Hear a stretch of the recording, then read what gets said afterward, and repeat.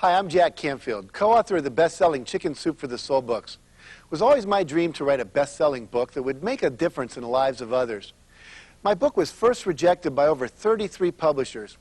Well, one publisher finally took it, and it's now sold over 33 million copies worldwide.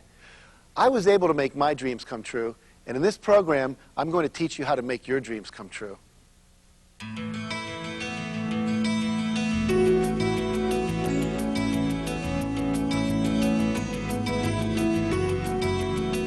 Best-selling co-author of the Chicken Soup for the Soul books, Jack Canfield is one of America's foremost motivational speakers. In this program, Mr. Canfield draws upon his 25 years of experience to teach his 6 steps to success, which will help you realize your dreams.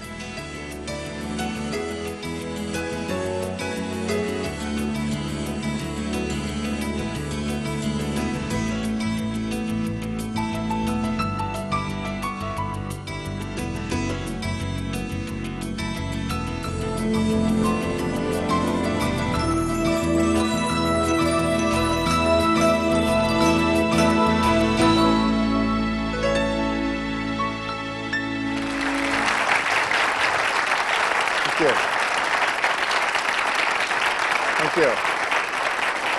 Okay. Oh, thank you very much. About 5 years ago, a friend of mine named Monty Roberts asked me to come up to his ranch and do a fundraiser for kids who were abusing drugs in Santa Barbara County. And it's unusual for him to open up his ranch like that, and he did. And as he was introducing me that night after we'd done the usual fading of all the people, giving them a big banquet and everything, and we had a lot of people there with last names like Goodyear and Firestone and Crocker and Pillsbury, so you can get a sense of what we were working with. And he was introducing me before I was going to do the pitch to hit people up for money. And he said, the reason I let Jack use the ranch is Jack is someone who helps people make their dreams come true. And he said that when he was a kid in school, there was a teacher he called a dream stealer. And he said the problem is a lot of people get their dreams stolen. And he introduced me and he said, I want to tell a story before I put Jack on. He said the story goes like this. When I was a high school student, there was a kid in my class who was an itinerant that moved around in the back of a truck. His dad was a trainer, and he never lived anywhere more than a couple of months. He would never go to school anywhere more than a couple of months. And he had this dream, though. He wanted to grow up and race thoroughbred racing horses. And the teacher at this school, when he was there, asked the kids to write a paper. They said, what do you want to do when you grow up? And he got very excited because this was a chance to really go for his dream. So he wrote down, I want to raise thoroughbred racing horses, and he drew a diagram of a 200-acre ranch, and he drew a diagram of a 4,000-square-foot house where all the rooms would be, and on the ranch he had the racetrack, and where the tack room would be, and the bunkhouses, and the central administration office, and all this stuff. And he was very excited, and he handed it in. And he got it back a week later and said, F, see me after class. Well, he was shocked. He'd poured his heart into this. And he went up to the teacher. He said, how come I got an F? What's the deal? And he said, I'll tell you why you got an F. You're a poor kid living off the back of a truck. Do you know what land costs in this valley? Do you know what it costs for breeding stock and for stud fees? This is an unrealistic dream for a young man like you. There's no way you could ever achieve this. And it's my job as a teacher to make sure you don't grow up and be disappointed. So I want you to write a more realistic dream for yourself, and I'll give you a higher grade. Well, he went home and he talked to his dad, and he said, Dad, what should I do? And his dad said, well, I can't tell you what to do. It's your life. But I will tell you this. Whatever you decide is probably going to affect the rest of your life, so think hard about it. Well, he thought and he thought and he thought, and after a week he went back to the teacher, and he handed in the exact same paper. And he said, you can keep the F. I'm keeping my dream.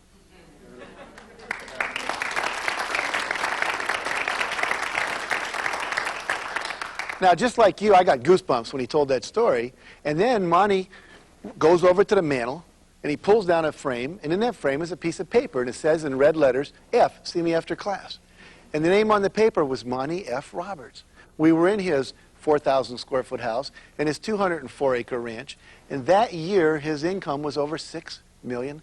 Now, the reality is, here's a poor kid who made his dream come true. How did he do it?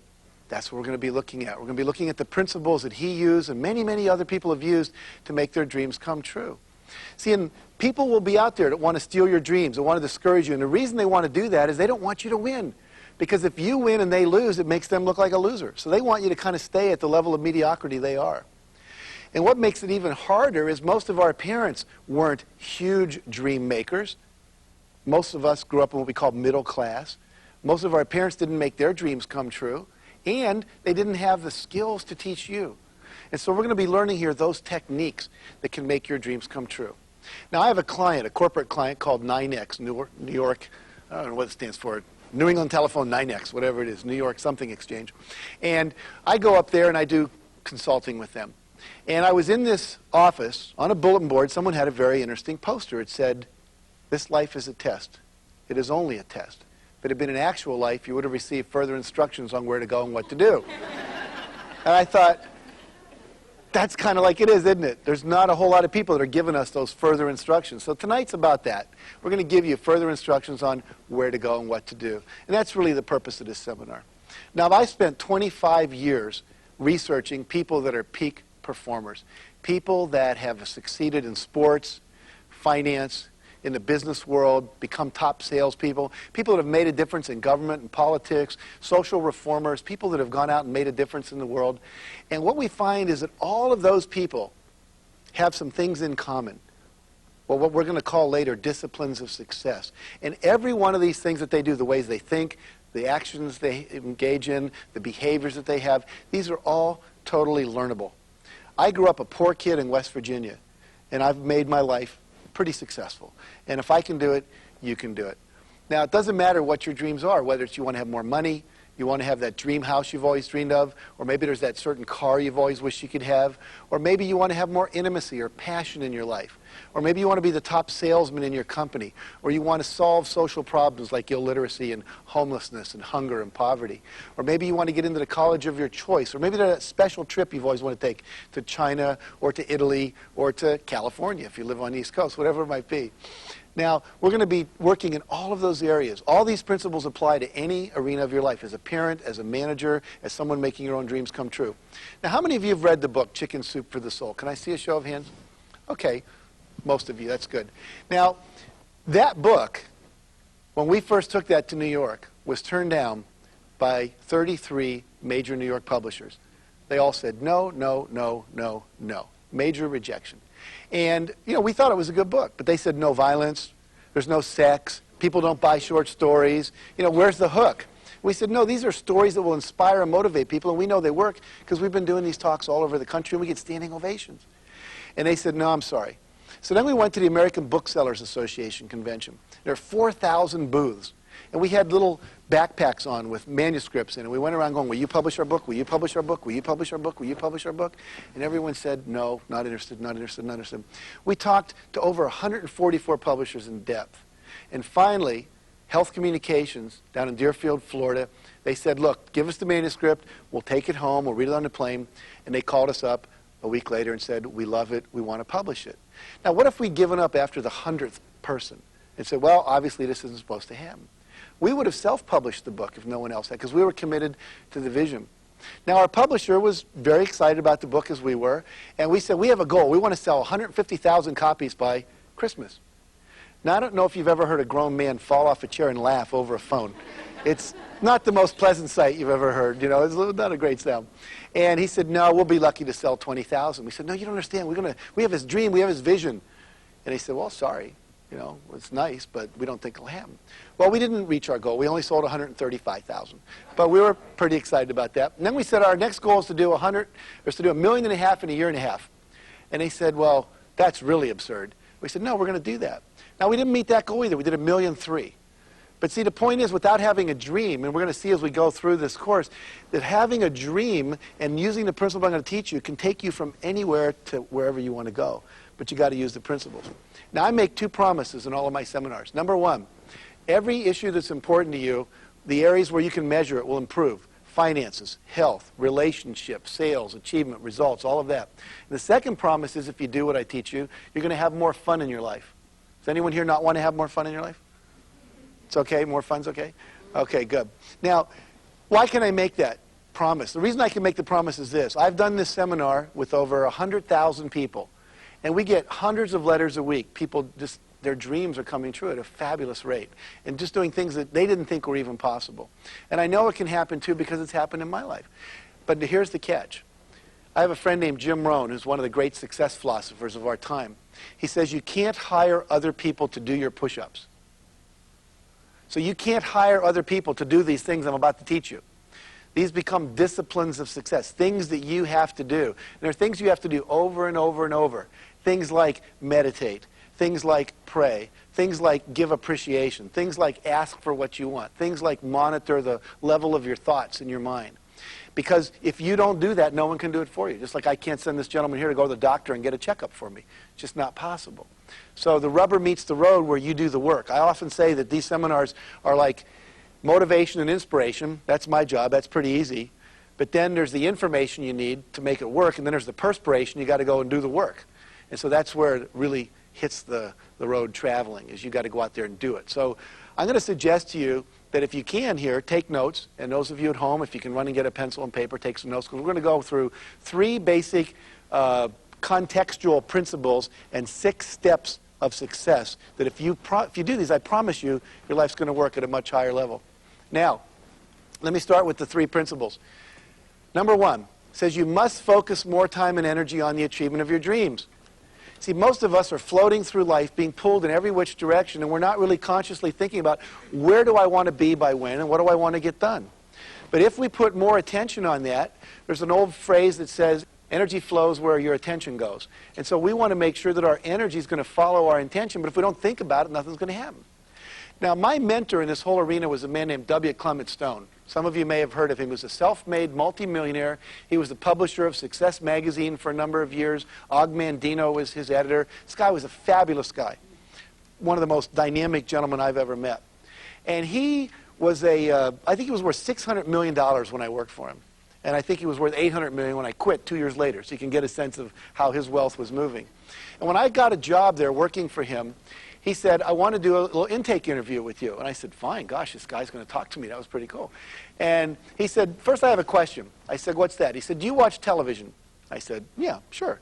He said, well, how many hours a day do you watch? I said, well, I watch, I don't know, Good Morning America, and then I watch the news, and then maybe Johnny Carson, and about 3 hours a day. He said, well, I want you to cut out 1 hour a day. I said, okay, I'll trust you, but why? He said, because if you take that 1 hour a day and you multiply that by 365 hours, at the end of the year, or 365 days, at the end of the year, you've got 365 hours. Divide that by a 40-hour work week, you get 9.5 additional weeks of productive time. And he says, now I want that time. I said, well, what do you want me to do with it? He said, I want you to read.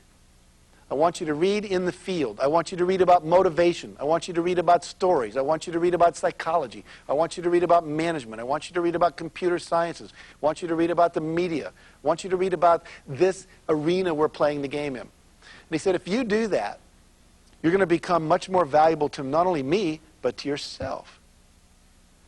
And then later I heard Jim Rohn say, if you'd read a book a week, in a year you've read 52 books. In 10 years you've read 520 books, again, in this field. We're not talking about novels here. That would make you probably in the top 1% of your profession. Because what age are we in? The information age. And most of us are sitting in a numbed out state, watching some show, we laugh and all that, but what have you really got at the end of it? And I think it's great to relax a little bit and let TV do that and watch a sports game and all that, but the problem is we get into a trance and we let our life go by. Now, maybe you don't want to read. Maybe you want to exercise, get fit. Maybe you want to spend quality time with your children. Maybe you want to meditate and pray and read the Bible. But do something that's more uplifting than what most of us are doing. The average American watches 6 hours of TV a day. Now, think about that. That's 1/4 of a day. That says by the time you're 60, you'll have spent 15 years watching television. And we're on television, so I'm not trying to make TV wrong, okay? But use it intelligently. You know, certain drugs are useful for you in terms of healing diseases, but if you overuse them, become addicted to them, then it's not to your advantage. Now, the other thing he taught me, he said, do you watch TV right before you go to bed? And I said, well, yeah. He said, that's the worst time. He said, because what are you usually watching around 11 o'clock? The news. Is that uplifting? Not usually. Negative stuff. Rape, murder, pillage, the economy is going down, you know, all that kind of stuff. And the problem is you're putting that in your brain right before you go to bed. What he taught me, and we've validated now since we've done some psychological research on this, the last 45 minutes before you go to bed, Whatever you input into your brain, through television, reading, conversation, whatever, is going to be played more times in your unconscious over the course of the night. That's why kids can cram for a test at midnight and then do well the next day. It's only short-term memory, but it will go in there. So if you're watching the news, or you're having a fight, or you're watching Friday the 13th, Part 7, or whatever, that's what you're processing all night long. This is not good. What if instead you were reading a biography of a famous person, someone that had done good in the world, like Martin Luther King or John Kennedy or whoever that might be for you? Then that's what you're playing all night long, images of success in there. What if I take my day and plan it for the next day, so all night long my unconscious is figuring out how to make that plan come true? What if I read spiritual literature so I get into a very calm, centered place before I go to sleep? What if I sit down with my wife and we tell each other what we appreciate about each other before we go to sleep, instead of having a fight or not talking at all? So there's a lot of things that you want to do at that point in time. The least thing you want to do is watch something or take something in that's negative. Now, the second thing that Stone taught me was to avoid toxic people. Do you all know what toxic people are? And surround yourself with positive people. I have a friend who just wrote a book that's going to be very famous called If Life is a Game, These Are the Rules. Her name's Cherie Carter Scott. And she wrote a book before that called Negaholics. People that are addicted to negativity, like an alcoholic. And then I sometimes call them black holes of the universe. You meet people, and after 10 minutes, you're like, oh, God, you're walking like this, because they bring you down, Then there are other people that bring you up. And you want to surround yourself with people that energize you, that believe in your dreams, that support you, that encourage you. What Robert Schuller calls possibility thinkers. Is this making sense? Yeah. Stone also taught me, he said, if there's something you want to do, go hang out with someone who's already done it. Because you're going to learn from them. Let's flip back a second and just look at this whole idea of surrounding yourself with positive people. One of the stories that we put in the first Chicken Soup for the Soul book was about this guy driving to work. And it was a Paul Harvey story. You all know Paul Harvey from the radio. And he said Gary Coleman was driving to work when this woman and he collided at an intersection. Not a major accident, but a fender bender. And they get out, and he's relieved that it's kind of minor, and she starts to cry. He's going, why are you crying, lady? It's not that big a deal. She said, you don't understand. This is a new car. My husband just bought this. It's only 3 days out of the showroom. How am I going to explain this to him? And he says, well, look, I'm sorry. I understand. This is not good, but, I need to get to work. Can you get your driver's license and your registration and your insurance documents? So she says, okay. So they go over and they pull out the documents, and she opens up her envelope. And on top of all the documents is a little note in her husband's handwriting. It says, in case of accident, remember, honey, it's you I love, not the car. See, women all over the world go,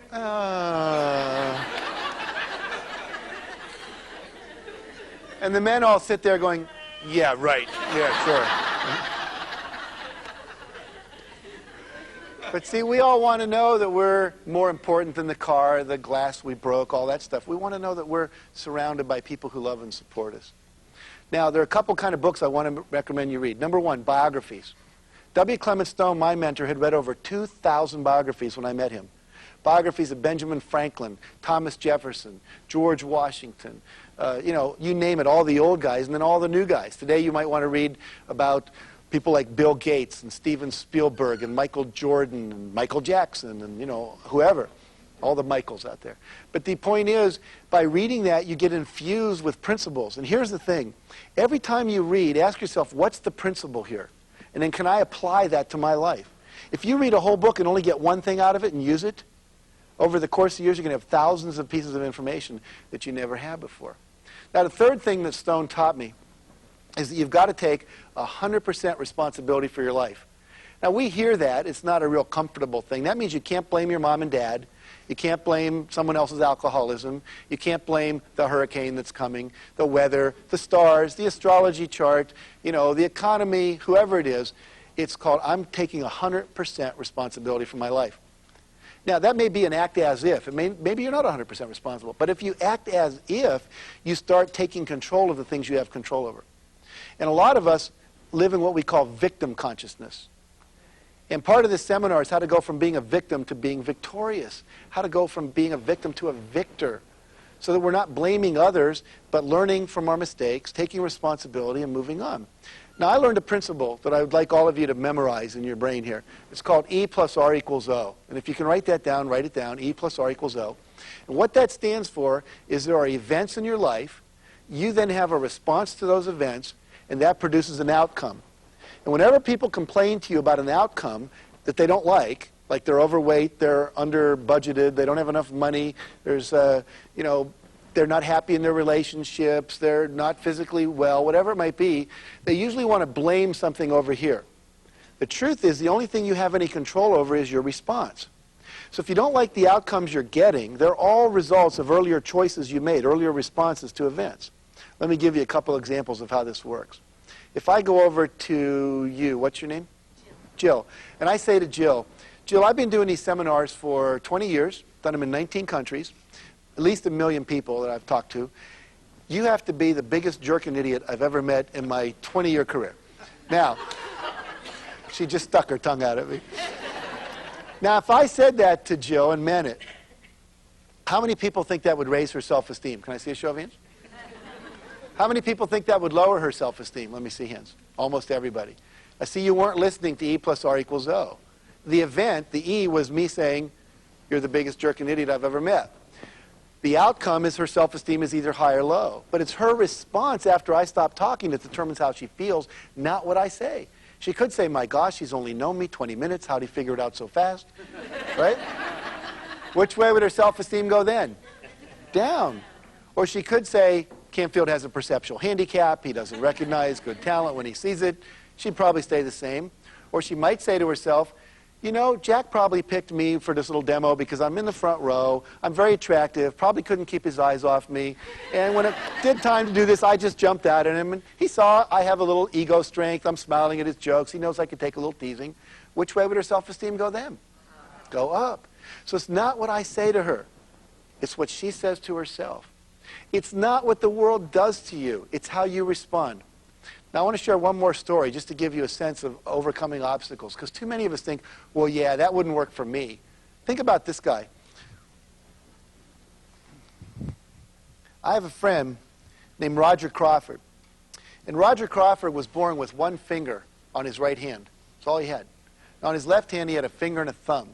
And his left leg had to be amputated from the knee down when he was about 11 years old. He was born with a disease called ectrodactylism, which basically created problems with all of his limbs. Severely handicapped, they call it. So he decides he wants to grow up and be a football player. Because his dad said, nobody can do everything, but everybody can do something. Roger, you decide what you want to go do. So Roger said, okay, I want to play football. And so he went out, and his dad taught him how to block and tackle. He wasn't going to be the quarterback with one finger, right? Can't hold the ball. But he could play defense. And so he went out and he played. And he had a dream one day. Can you hold this for me for 1 second? When he had this dream, and he went out, and his dream was that he would catch a ball, intercept a pass, and run for a touchdown. Now here it is, the next to the last game he ever played. And the opportunity presents itself. Quarterback goes to throw a ball to a halfback in the flat. Roger's guarding that halfback. He gets hit from behind, and the ball goes up, and it's at a higher trajectory than it's supposed to, and Roger can lunge for the ball and grab it, which he does. And he starts running toward the proper goal line. He gets 6 yards from his goal when someone grabs Roger's left leg. Now remember, Roger what? He's been amputated, he has a prosthesis. Grabs his left leg. Roger said, I pulled, he pulled, the leg came off, and I hopped on 1 foot.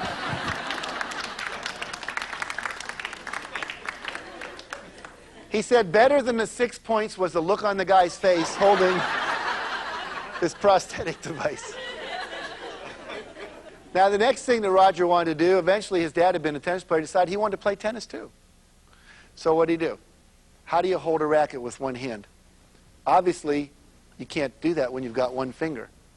But eventually, he found out, remember Tim Allen, duct tape will solve anything? Took that silver tape and he wrapped it around his arm, and he could control that racket with that one finger with the duct tape. But if he didn't hit it right in the middle, it would wobble. Eventually, Wilson came out with one of these graphite rackets. And he could put his finger right here, and with his finger and thumb like this, he could totally control that racket. Roger went on to become captain of his high school tennis team, captain of his college team. They won the doubles championships, NCAA Western Regionals, with him on that doubles team. He said, I'd rather have 3 fingers and a positive attitude than 5 fingers on each hand, a total of 10, and a negative attitude any day of the year. He said a positive attitude will win anytime. And then he played John McEnroe. And he said, sometimes you need more than a positive attitude. So what do we see here? The power of our thoughts. Thoughts are so powerful. We never learned this in school. But the reality is what you think is what comes about. And so we want to get rid of all the negatives and focus on the positives. We want to start using affirmations. You want to read positive books. You can talk to yourself positively in the mirror before you go to sleep at night. Just try sometimes saying, I love you, to yourself in the mirror. And if you find that hard to do, then it's going to be hard for you to let other people's love in too. Now, when we come back from this break that we're about to take, I'm going to share with you 3 of the first 6 steps to becoming a success, to making your dreams come true. One of those alone could triple your income and double your time off. Would that be a neat thing? Okay, so stay tuned. We'll be right back.